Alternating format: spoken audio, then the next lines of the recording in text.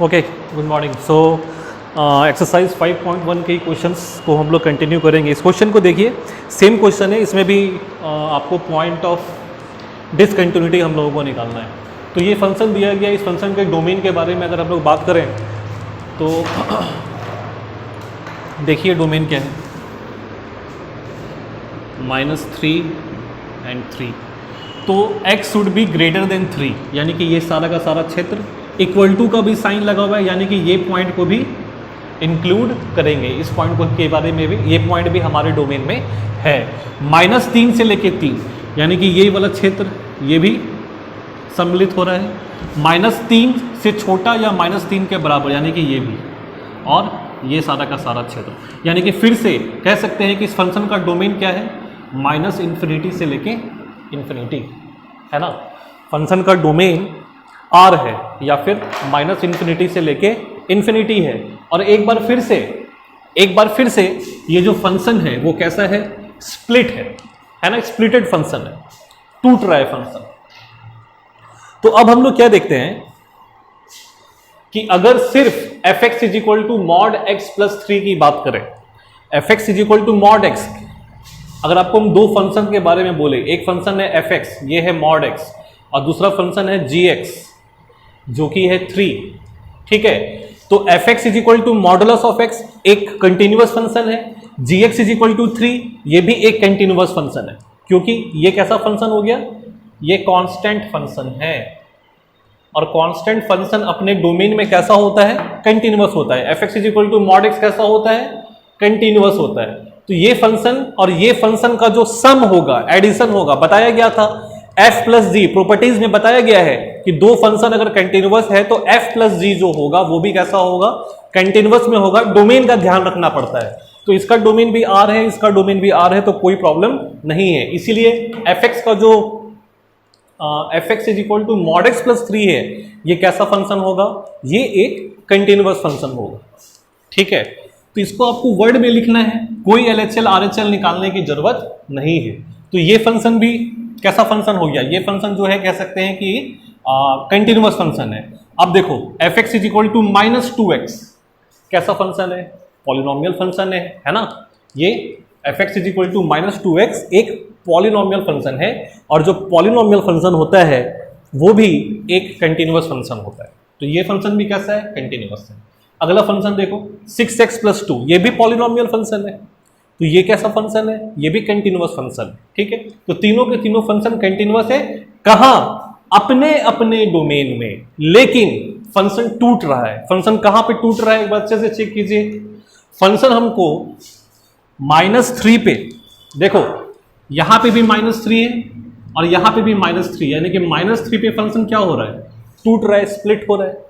3 पे भी फंक्शन क्या हो रहा है, टूट रहा है। यानी कि इस बार जो पॉइंट ऑफ डिस्कशन होगा, यानी कि जो मेरा पॉइंट ऑफ डाउट होगा, जिस पॉइंट पे हमको संदेह है, वो कौन कौन सा पॉइंट हो गया, एक हो गया x = 3 और दूसरा हो गया x = -3।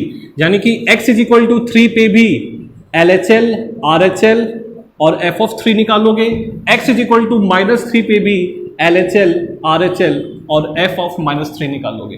तो ये क्वेश्चन बड़ा क्वेश्चन हो गया, ठीक है। पहले आपको हर एक फंक्शन के स्टेटमेंट को लिखना होगा कि ये वाला फंक्शन अपने डोमेन में कंटिन्यूअस है। क्यों, क्योंकि ये एक मॉडुलस फंक्शन है, ये एक कांस्टेंट फंक्शन है, और दो कंटिन्यूअस फंक्शन का जो सम होता है वो भी कंटिन्यूअस होता है। fx = -2x कंटिन्यूअस फंक्शन है। क्यों, क्योंकि fx = -2x एक पॉलिनोमियल फंक्शन है, और कोई भी पॉलिनोमियल फंक्शन हो वो कंटिन्यूअस फंक्शन होता है। सेम यही कारण इसके लिए, जब ये तीनों लिख लोगे उसके बाद लिखोगे कि let us discuss the continuity. हम लोग अब कंटिन्यूटी के बारे में बात करते हैं, कहां पे, x = 3 पे और x = -3 पे।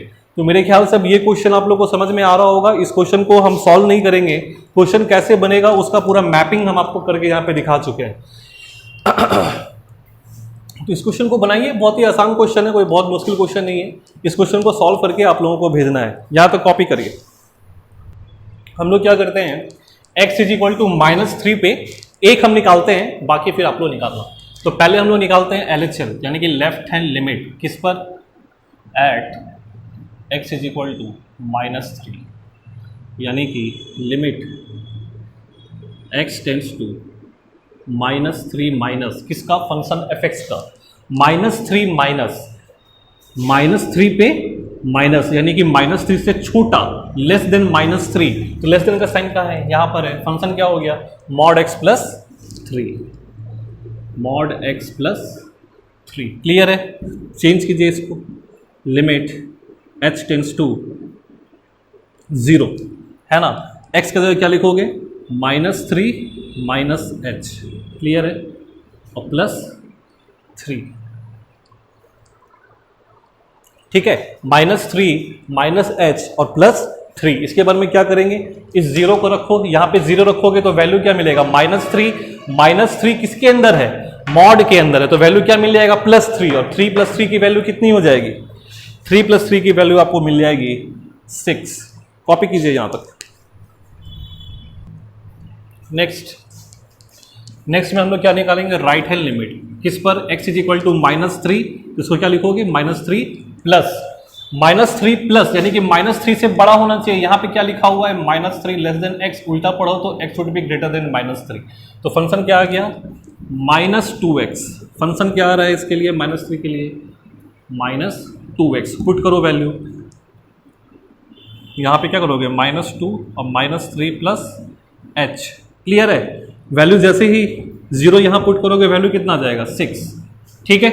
तो -3 के लिए LHL और RHL दोनों की वैल्यू कितनी आ रही है, 6 आ रही है।